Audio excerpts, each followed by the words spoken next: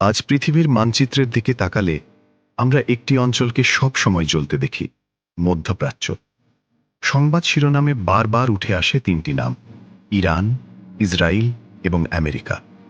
Drone হামলা, rocket আক্রমণ, পারমাণবিক হুমকি, নিষেধাজ্ঞা, মানুষ আতঙ্কে। কিন্তু প্রশ্ন হল, এটা কি সত্যিই বিশ্বযুদ্ধের দিকে যাচ্ছে, নাকি এটা বহু বছরের রাজনৈতিক ও সামরিক টানাপড়নের ধারাবাহিকতা?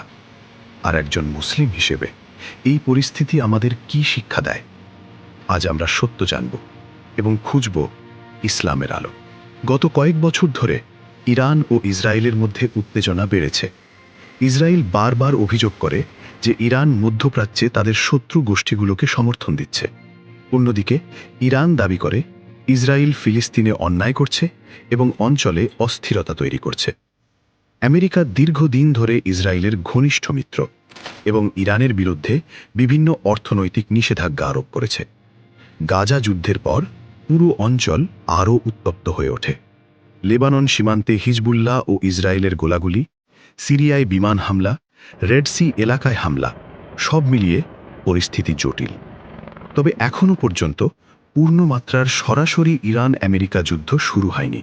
কিন্তু আশঙ্কা আছে ভুল সিদ্ধান্ত বা একটি বড় আক্রমণ পরিস্থিতিকে ভয়াবহ করে তুলতে পারে। এই সংঘাতের ইতিহাস, এই শত্রুতার শিকড় অনেক পুরনো। 1979 সালে ইরানে ইসলামী বিপ্লবের পর থেকে ইরান ও আমেরিকার সম্পর্ক খারাপ হয়ে যায়। ইসরায়েলকে ইরান কখনো রাষ্ট্র হিসেবে স্বীকৃতি দেয়নি। এরপর শুরু হয় প্রক্সি যুদ্ধ, মানে সরাসরি যুদ্ধ না করে অন্য গোষ্ঠীর মাধ্যমে সংঘাত। সিরিয়া, লেবানন, গাজা এই অঞ্চলগুলো হয়ে ওঠে সংঘাতের মঞ্চ। আর পারমাণবিক কর্মসূচি নিয়ে ইরান ও পশ্চিমা বিশ্বের দ্বন্দ্ব উত্তেজনা আরও বাড়ায়। যুদ্ধ হলে কি হতে পারে? যদি সরাসরি যুদ্ধ শুরু হয়, তার প্রভাব শুধু 3 দেশের মধ্যে সীমাবদ্ধ থাকবে না। তেলের দাম বাড়বে, বিশ্ব অর্থনীতি কাঁপবে, লক্ষ লক্ষ মানুষ বাস্তুচ্যুত হতে পারে। সবচেয়ে বেশি ক্ষতি হবে সাধারণ মানুষের।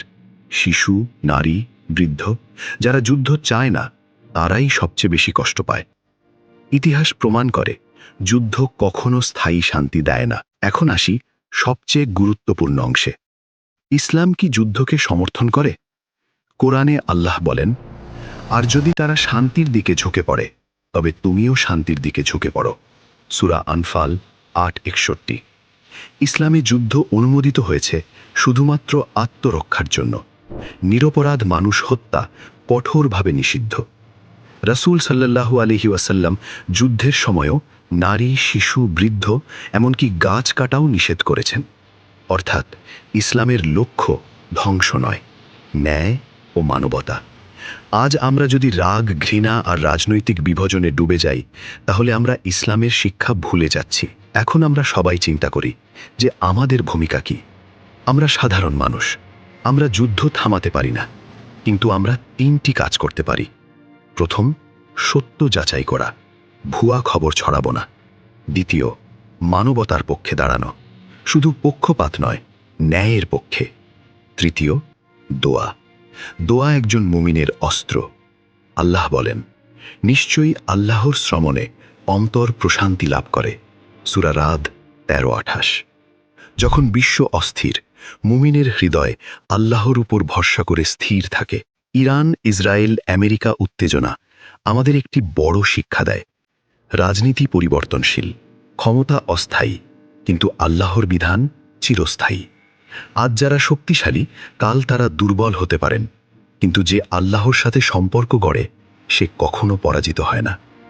আমরা যদি নিজেদের ঈমান ঠিক করি, আমাদের পরিবারকে ইসলামিক শিক্ষা দিই, মানবিক হই, তাহলেই আমরা প্রকৃত বিজয়ী। হয়তো বিশ্ব রাজনীতি আমাদের হাতে নেই, কিন্তু আমাদের হৃদয় আছে। আসুন ঘৃণার বদলে দয়া বেছে নিই, রাগের বদলে ধৈর্য, যুদ্ধের বদলে শান্তির দোয়া করি। ইয়া আল্লাহ, মধ্যপ্রাচ্যে শান্তি দাও, অন্যায়ের শিকার মানুষদের হেফাজত করো, আর আমাদের অন্তরে ঈমান দৃঢ় করো। আমিন।